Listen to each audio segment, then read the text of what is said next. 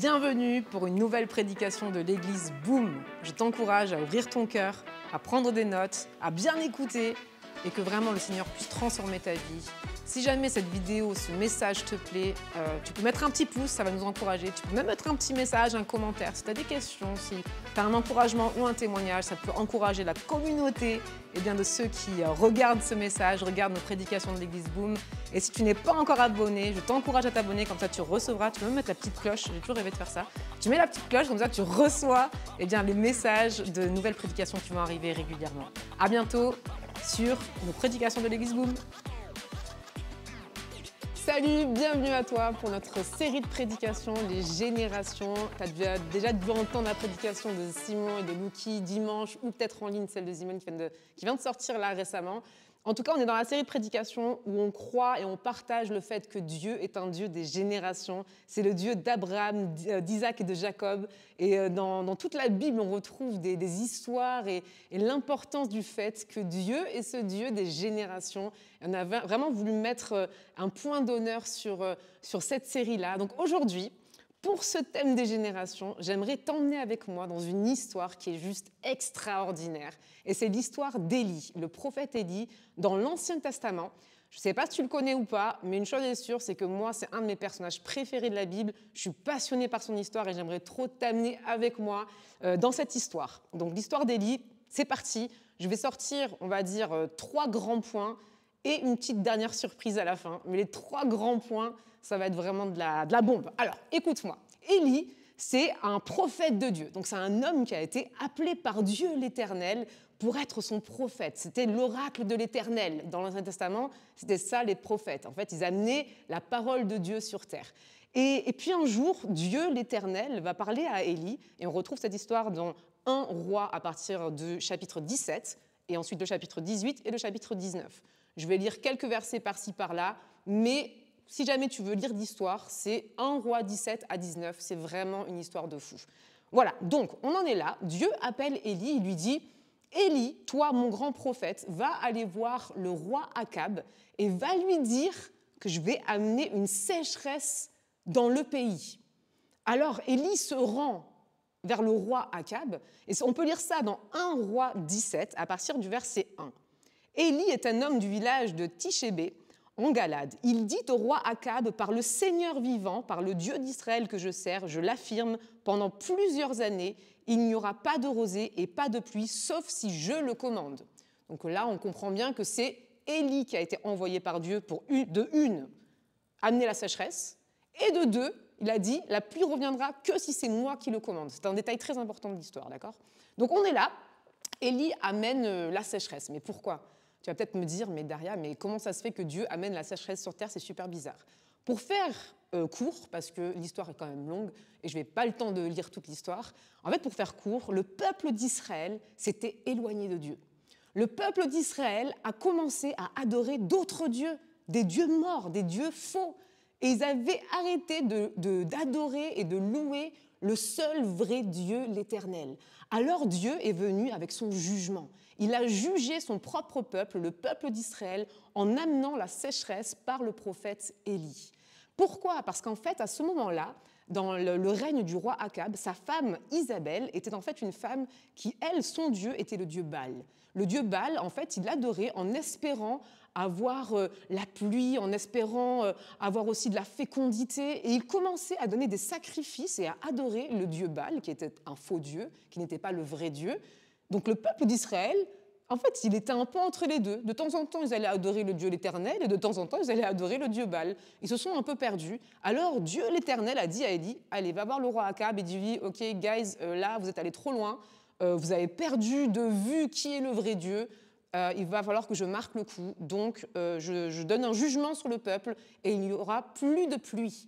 La pluie qui est quand même à l'origine de la vie, c'est grâce à la pluie que du coup il y a l'alimentation, il y a tout ça qui est super important en fait dans la vie. La pluie amène la vie, et donc la sécheresse était vraiment très très dure pour l'époque.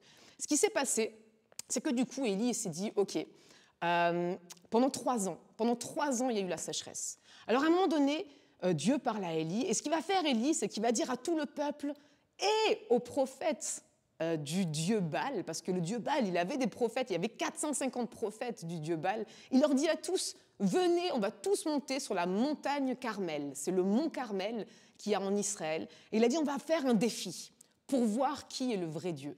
En fait, Élie, j'aime tellement son histoire et qui il est, le personnage, parce qu'il a beaucoup d'humour, et vous allez voir un peu, tu vas voir un peu là dans les prochains versets que je vais raconter, combien il a d'humour et combien il connaît son Dieu aussi. Et donc, il invite tout le peuple d'Israël, donc ça fait un paquet de monde, il invite tout le peuple d'Israël sur le mont Carmel. J'y étais déjà, c'est en Israël, c'est un lieu magnifique et on peut bien s'imaginer la scène. Et il invite aussi les 450 prophètes de Baal à venir. Et il dit, OK, les prophètes de Baal, du dieu Baal, je vous mets au défi. On va construire tous les deux un autel, donc un endroit, on va poser un sacrifice, et le Dieu qui va venir avec le feu en premier, c'est le vrai Dieu. Donc c'est un vrai défi, genre. Et du coup, il a dit au peuple, vous allez tous observer et regarder, et en fonction de qui va venir avec le feu, quel Dieu viendra avec le feu prendre, consumer le sacrifice, ce sera le vrai Dieu et vous devrez le suivre. Soit vous suivez Baal, soit vous suivez le vrai Dieu, l'Éternel. Alors ce qui s'est passé, c'est que Élie, il a dit, bon, vous n'avez qu'à commencer. Vous n'avez qu'à commencer et moi je vais observer si vraiment Baal, c'est le vrai Dieu. Donc les prophètes de Baal, ils construisent leur autel, ils mettent le sacrifice et ils commencent à faire un tas de rituels autour de ce sacrifice. Ils tournent autour, ils font des danses, à un tel point, ça va si loin qu'ils ils se flagellent, ils commencent à saigner, et genre un truc de fou en fait, un truc de taré. Donc ils font tout pour que le feu descende du ciel, et ils sont là, et il n'y a rien, et Élie, je l'imagine genre là, il est où ton Dieu? Il est où ton Dieu? Il est où le feu? En fait, il n'y a aucun feu qui est descendu, et il attendait. Et jusqu'à à peu près midi, il y a écrit dans la Bible, et là j'aime trop ce passage, je suis obligée d'en parler. À un moment donné, il y a Élie qui dit au prophète de Baal, il est où votre Dieu? Mais il est où? Il est parti en vacances? Il dort ou quoi? Et genre, il sort une blague, en fait, il les provoque en mode, bon, ok, allez, j'ai compris, votre Dieu, il n'est pas là, il est en train de dormir quelque part, il doit être fatigué. Alors il dit, vous savez quoi? Rapprochez-vous, maintenant c'est à mon tour. Vous avez bien compris, il n'y a aucun feu qui est descendu quand les prophètes du dieu Baal ont essayé de faire tout leur rituel pour que ce feu descende. Il n'est pas descendu. Alors Élie, le prophète, va dire, peuple d'Israël, approchez-vous. Approchez-vous pour voir encore plus près la puissance de Dieu qui va descendre du ciel. Et il dit même aux prophètes de Baal, approchez-vous tous, regardez ce qui va se passer maintenant. Et là, ce qui se passe, eh bien, c'est que donc Élie, il a mis le sacrifice sur l'autel. En plus de ça, je vois ça comme presque une provocation, mais il va mettre 3 fois de l'eau de partout. L'eau, c'est important dans ce moment-là parce qu'ils sont en pleine sécheresse depuis 3 ans. Donc on voit en fait que Élie, il apporte quelque chose dans la foi. Il prend quelque chose qui lui coûte quelque chose. C'est un sacrifice, puisque l'eau était une denrée rare dans ce moment de sécheresse depuis 3 ans. Les gens mouraient de soif, ils avaient besoin d'eau. Et lui, qu'est-ce qu'il prend? Il prend l'eau pour le verser sur le sacrifice, en signe un peu de provocation. Non mais là, les gars, je vous dis, si là, mon Dieu, il vient avec le feu, normalement, c'est impossible que ça brûle avec de l'eau. Et pourtant, c'est ce qui va arriver. Alors du coup, il met l'eau, et là, il fait une prière. Et cette prière, c'est une de mes prières préférées dans la Bible. La première chose qu'il va dire, le prophète Élie, va dire « Ô Éternel, toi le Dieu d'Abraham, d'Isaac et de Jacob. » Toi le Dieu d'Abraham, d'Isaac et de Jacob. Et on peut lire ce passage en 1 Roi 18 à partir du verset 37. On va le lire ensemble, je vous invite à le prendre dans vos Bibles. Donc à l'heure habituelle du sacrifice, le prophète Élie s'approche de l'autel. Donc c'est à partir du verset 36. Et il dit « Seigneur, Dieu d'Abraham, d'Isaac et d'Israël, de Jacob, Israël, son nouveau nom. » C'est le Dieu des générations. C'est un point très très important parce qu'on va voir à la suite. Il dit « Seigneur, Dieu d'Abraham, d'Isaac et d'Israël, montre aujourd'hui que tu es le Dieu d'Israël. » La première chose, la chose la plus importante, pourquoi on attend le réveil, le feu de Dieu, eh bien c'est pour Dieu. C'est pas pour nous. C'est pas pour nous, c'est pas pour avoir une sensation extraordinaire, c'est pas pour juste que nos yeux voient des miracles, c'est pas pour avoir du sensationnalisme dans notre vie. La première chose pourquoi Dieu veut se manifester avec son feu dans notre vie, eh bien, c'est pour se glorifier lui-même. Parce que tout est pour Dieu. La gloire appartient à Dieu. Et Élie, ça, il l'a bien compris. Il a bien compris que le feu de Dieu descendrait, prendre ce sacrifice, eh bien, s'il prierait tout simplement que Dieu lui-même se glorifie. En deuxième, il dit « Montre aujourd'hui que tu es le Dieu d'Israël, montre que moi je suis ton serviteur et que j'agis sous tes ordres. C'est-à-dire qu'en fait, dans une autre traduction, il y a même marqué que je suis ton esclave. Donc en gros, il ne s'agit pas de montrer que nous sommes des humains qui avons réussi, qui avons un pouvoir. Nous, on arrive, on a un ministère fort, ou on a un don de guérison ou de miracle. Quand tu pries pour quelqu'un, quand il y a le feu de Dieu qui vient, parfois on peut tomber dans cet extrême de « c'est moi qui suis important, c'est moi qui ai un don spécial, c'est moi qui ai une onction spéciale ». Mais qu'en réalité, non. Élie, il a bien compris. Il a dit « Dieu, viens avec ton feu, prends ce sacrifice que je t'offre ». Premièrement, pour montrer que c'est toi qui es Dieu. Deuxièmement, pour montrer que je suis ton serviteur. Je suis rien d'autre, je suis que ton serviteur. Je suis ton esclave, entre guillemets, je t'appartiens, je suis à toi. Évidemment, nous sommes tous fils et filles de Dieu aujourd'hui. Mais c'est trop beau de voir qu'en fait, Élie ne s'est pas mis à la première place. Premièrement, Dieu. Deuxièmement, montrer au peuple que lui appartient à Dieu comme son serviteur. Et troisièmement, réponds-moi, Seigneur, réponds-moi. Alors les gens sauront que c'est toi, le Seigneur, qui est Dieu. Et ainsi, tu ramèneras leur cœur vers toi. Les amis, la troisième raison de cette prière pour que le feu de Dieu vienne dans notre vie, eh bien, c'est que les cœurs de ceux qui sont perdus reviennent au cœur du Père. C'est-à-dire qu'il s'agit de Dieu en premier, il s'agit de montrer que nous sommes les serviteurs de Dieu. Et en troisième, il s'agit que le peuple, que les gens qui sont loin de Dieu, eh bien, puissent à nouveau se tourner leur cœur vers le cœur du Père, qu'ils puissent être sauvés par Jésus. C'est la raison pourquoi on prie pour le feu, le réveil de Dieu. Alors, ce qui s'est passé, c'est qu'il a prié cette prière. Et à la seconde où il a fini cette prière, le feu de Dieu est tombé du ciel et a consumé non seulement la viande, deuxièmement, il a consumé tout l'eau qu'il y avait, et troisièmement, même les pierres. C'est-à-dire qu'il a complètement tout pris, tout le sacrifice. C'était un moment extraordinaire. Le vrai Dieu, le Dieu l'Éternel, s'est manifesté en puissance et en feu et a consumé tout le sacrifice. À l'instant même où le feu est arrivé du ciel, tout le peuple d'Israël est tombé à genoux et a reconnu que l'Éternel est le seul vrai Dieu. Donc on peut voir aussi là maintenant avec cette histoire que tout commence par un moment de repentance. J'ai remarqué que je vacillais entre deux choses. Qu'est-ce que nous pouvons apprendre de cette histoire ? Parfois, on est là, on dit on veut le réveil, on veut le feu de Dieu dans notre vie. Je veux plus de guérisons, des miracles, et je veux voir que Dieu agit. Est-ce qu'on est prêt, tout premièrement, à faire un état de lieu de notre vie, à se rendre compte que parfois, on vacille entre deux choses. Parfois, on fait confiance à Dieu, parfois plus du tout. Parfois, on se confie en Dieu et parfois, on se confie dans les humains, ou dans l'argent, ou dans la réussite, ou dans l'amour des hommes, etc. Où est-ce que tu en es dans ta vie ? La première chose à faire, la première chose qu'on apprend de cette histoire d'Élie, c'est la prise de conscience, la réalité dans laquelle je me trouve, qui nous amène à la repentance. Demander pardon si jamais on s'était éloigné de Dieu, si jamais autre chose dans la vie est devenu mon Dieu et plus le Dieu l'Éternel, si jamais dans ma vie j'ai adoré autre chose que Dieu lui-même, alors c'est maintenant le temps pour toi de te repentir, de demander pardon à Dieu, de te mettre à genoux devant lui et dire « Seigneur, je te demande pardon. Pardon que je me suis trompée, pardon que parfois j'ai eu d'autres dieux ou j'étais mis pas à la première place. » Parce que ça veut dire quoi avoir d'autres dieux ? C'est que parfois, les choses dans notre vie, on les met à la première place, comme par exemple les études, comme par exemple les problèmes d'argent, comme par exemple la famille. Et on oublie Dieu. Le quotidien va vite, les choses vont très vite dans la vie. Et du coup, on peut oublier de mettre Dieu à la première place. Donc je t'encourage à faire ça. Tout commence par la repentance et ensuite le sacrifice. Élie a compris, il a mis un sacrifice pour Dieu. Non seulement il a mis de l'eau, une denrée rare, qu'est-ce que tu es prêt à sacrifier dans ta vie pour Dieu ? Un sacrifice qui est agréable à l'Éternel, à un tel point qu'il vient avec son feu. Et quelle est ta motivation ? Est-ce que ta motivation, c'est Dieu l'Éternel ? Est-ce que ta motivation, c'est de montrer que tu es le serviteur de Dieu ? Et est-ce que ta motivation, c'est pour que le cœur de ceux qui sont perdus revienne à Dieu le Père ? Alors dans ce cas-là, le Seigneur va venir avec son feu. Ok, ça on a compris maintenant. Qu'est-ce qui se passe après le feu ? Élie a vu que le peuple d'Israël était à genoux et a reconnu que c'est Dieu l'Éternel, le vrai Dieu.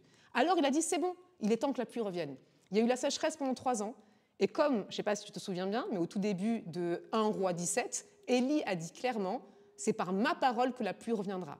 C'est par ma parole que j'ai amené la sécheresse, et c'est par ma parole que la pluie reviendra. Donc là, Élie, qui est garant de Dieu, il a checké, il a vu que le peuple d'Israël était à genoux, ils se sont tous repentis, et qu'ils sont retournés leur cœur vers le Dieu l'Éternel. Alors il a dit, c'est le temps que la pluie revient. C'est quoi la pluie ? La pluie, c'est le réveil. La pluie, c'est la bénédiction de Dieu. On peut l'interpréter comme ça, je l'interprète comme ça aujourd'hui. La pluie de Dieu, la pluie de l'arrière-saison qu'on peut lire en Joël également. La pluie de Dieu, c'est le réveil, voir la puissance de Dieu, voir Dieu sauver des gens, toucher des cœurs, faire des miracles, transformer des vies, le réveil. Et là, on peut voir que tout simplement, Élie va sur la montagne, le mont Carmel. Il va tout au sommet et là, il va dire... il va prier, la tête dans ses genoux, il va envoyer son serviteur à 7 reprises, regarder où la pluie arrive, où est le nuage quand il va au bord de la mer. Et à bout de la 7e reprise, le serviteur de Élie voit ce petit nuage qui est gros comme la main d'un homme. Et finalement, Élie a vu dans l'esprit que la pluie arrivait et c'est ce qui s'est passé. La pluie est arrivée, histoire extraordinaire. Le réveil, yes! Ça y est, c'est fini? Est-ce que l'histoire d'Élie s'arrête là? Est-ce que l'histoire s'arrête avec un réveil? Nous, on est là parfois en tant qu'être humain, en tant que chrétien, et on cherche le réveil, et je crois que le réveil arrive, le réveil des jeunes, boum, le son du réveil, même notre nom d'église s'appelle comme ça, et on est là, mais est-ce que tout s'arrête avec le réveil? Qu'est-ce qu'on fait après? Est-ce que, quand la pluie est arrivée avec Élie, le réveil était jusqu'à l'éternité? Est-ce que ça s'est jamais arrêté? Jusqu'à aujourd'hui, on vit des réveils? Mais en fait, non, ça ne s'est pas passé comme ça. Juste après qu'il y a eu la pluie, il y a Isabelle, la femme de Akab. Vous souvenez-vous bien, Isabelle, qui était celle qui son Dieu était le Dieu Baal, qui a entendu parler, elle a entendu parler de ce que Élie avait fait aux prophètes, aux 450 prophètes de Baal, et ce qui s'était passé, et elle a commencé à menacer Élie. Elle a dit à Élie, Élie, tout ce que tu as fait à mes prophètes, les prophètes de Baal, je vais te le faire à toi aussi. On pourrait se dire, bon, ben, c'est une menace, on peut tous recevoir des menaces, on peut tous avoir des commentaires négatifs dans notre vie. Ben, c'est pas grave, avec ce que je viens de vivre, le feu de Dieu, la pluie de Dieu qui est revenue après 3 ans, j'ai vu assez de miracles et de puissance de Dieu que c'est pas grave en fait, c'est pas grave. On s'en fout, on laisse de côté la mauvaise parole. Eh bien non. On peut lire un peu plus tard en 1 Roi 19. Le roi Akab raconte à Jézabel, sa femme, tout ce qu'Élie a fait et comment il a fait tuer tous les prophètes de Baal. Alors Jézabel envoie un messager dire à Élie, « Demain à cette heure-ci, j'espère que je t'aurai traité comme tu as traité tous ces prophètes, sinon que les dieux me punissent très sévèrement. » Et là, la réponse d'Élie à ce qui s'est passé. Élie a eu peur et il s'est enfui avec son serviteur pour sauver sa vie. Il arrive à Beersheba dans le royaume de Juda, il laisse son serviteur à cet endroit, puis il marche pendant 1 journée dans le désert. Il s'assoit sous un petit arbre, il a envie de mourir et il dit « Maintenant, Seigneur, c'est trop, prends ma vie, je ne suis pas meilleur que mes ancêtres. » Ensuite, il se couche sous le petit arbre et il s'endort, mais un ange vient le toucher et lui dit « Lève-toi et mange. » Quelle histoire de fou! Élie vient de vivre le feu de Dieu, qui vient du ciel, de voir tout le peuple à genoux adorer Dieu. Élie vient de ramener la pluie après 3 ans de sécheresse. Et ce qui s'est passé, c'est qu'à cause d'une parole de Jézabel, à cause d'une parole, une menace, Élie s'enfuit et a envie de mourir. Et elle vient d'oublier ce qui s'est passé. C'est comme si cette parole négative a enlevé tout ce qu'il venait de vivre juste avant. Est-ce que ce n'est pas comme ça aussi parfois dans notre vie, qu'on vit des choses extraordinaires avec Dieu et qu'à cause d'une parole, à cause d'une situation qui était difficile ou des gossips, des mauvaises paroles ou quoi que ce soit, eh bien, on oublie les bienfaits de Dieu, on oublie ce que Dieu fait. Mais Élie était là, il voulait mourir. Il a dit, bon, Dieu, c'est bon, tu m'as utilisé, vas-y, c'est bon, reprends-moi. Mais ce n'était pas fini, ce n'était pas le plan de Dieu. Le plan de Dieu ne s'arrête pas au réveil.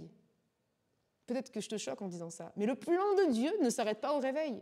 On pourrait croire que la pluie est arrivée, c'est bon, Élie, il a fini, il pourrait remonter au ciel avec Dieu, c'est bon, sa mission est finie. Mais non, sa mission n'était pas finie. Et pour vous raconter cette histoire de manière assez rapidement, et je t'encourage vraiment à aller l'étudier, comme je dis, dans 1 Roi 17 à 1 Roi 19, on peut voir, juste pour dire vraiment rapidement, là pour finir, on peut voir qu'en fait, Élie, qui avait envie de mourir, un ange vient le toucher de l'Éternel en disant « Hé, ta mission n'est pas finie.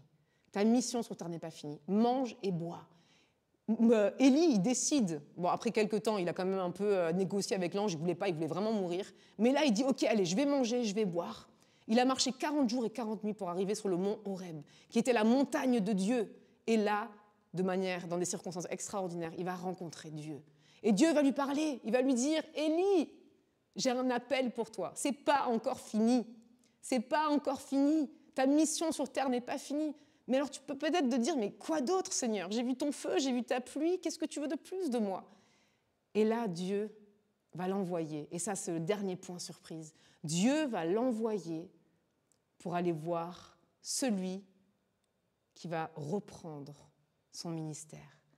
Il va aller voir la prochaine génération. Dieu l'envoie pour aller oindre son serviteur Élisée qui prendra sa place.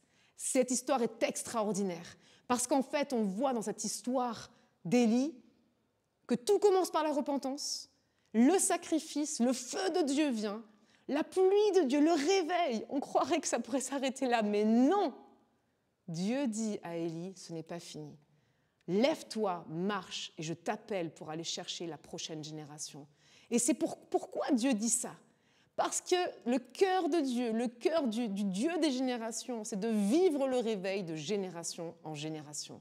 Ce n'est pas juste le réveil pour notre propre génération, mais ce Dieu qu'on a, c'est le Dieu d'Abraham, d'Isaac et de Jacob. C'est le Dieu des générations. Et cette histoire extraordinaire d'Élie, on peut la prendre pour notre propre vie. On peut vivre nous-mêmes des temps de repentance, on peut vivre nous-mêmes des temps de sacrifice pour Dieu, des temps de feu de Dieu, où il vient avec son feu consumer tout ce qu'on lui donne, des temps de réveil où on vit des miracles, des guérisons et l'action de Dieu, la bénédiction de Dieu, mais ça ne s'arrête pas là, au 4e, ça s'arrête dans le moment où tu auras transmis à la prochaine génération. Parce que oui, le réveil se transmet de génération en génération. Et ça, c'est mon message aujourd'hui. C'est le message de cette histoire d'Élie et d'Élisée. Un moment extraordinaire où Élie passe devant Élisée, qui était un agriculteur, et il lui envoie son manteau sur ses épaules. C'était un signe à l'époque pour montrer « je mets mon onction sur toi, je te donne, je te choisis comme serviteur, je te choisis comme celui qui va venir me reprendre ce que moi je fais ». Et c'est comme ça aussi qu'après, eh bien, il y a toute l'histoire d'Élisée qui va suivre et qui aura par la suite même demandé la double onction de Élie, une histoire extraordinaire. Mais je veux t'encourager avec ça aujourd'hui, pour finir, qu'il y a ces étapes. Je ne sais pas dans quelle étape toi tu es. Peut-être que toi, tu dois peut-être aujourd'hui te dire « Ok, c'est vrai que je vacille dans ma vie entre différentes choses, je veux remettre Dieu à la première place, alors repens-toi, prends un temps, demande pardon au Seigneur et remets Dieu à la première place. » En deuxième, peut-être qu'il est temps que tu fasses un sacrifice pour Dieu. Et un sacrifice, ce n'est pas donner de ton superflu, mais c'est de donner de ce que tu n'as pas ou de ce que tu as besoin, de ce que tu rêverais d'avoir. Donne un sacrifice à Dieu. Pourquoi? Parce que c'est à ce moment-là qu'il viendra avec son feu, le feu de Dieu dans ta vie. Et ensuite, une fois que tu seras consacré à Dieu, eh bien, il y a la pluie qui arrive, la pluie de Dieu, le réveil de Dieu. Mais ça ne se termine pas là. Transmets-le à la prochaine génération. Qui est autour de toi, à qui tu peux transmettre ce que Dieu t'a donné pour que ça perdure de génération en génération. Amen. Merci beaucoup d'avoir écouté cette prédication en entier. N'hésite pas à la partager à tes proches, à des gens auxquels tu as pensé durant la prédication. Et le petit like, le commentaire pour dire ce que tu en as pensé. Et à bientôt.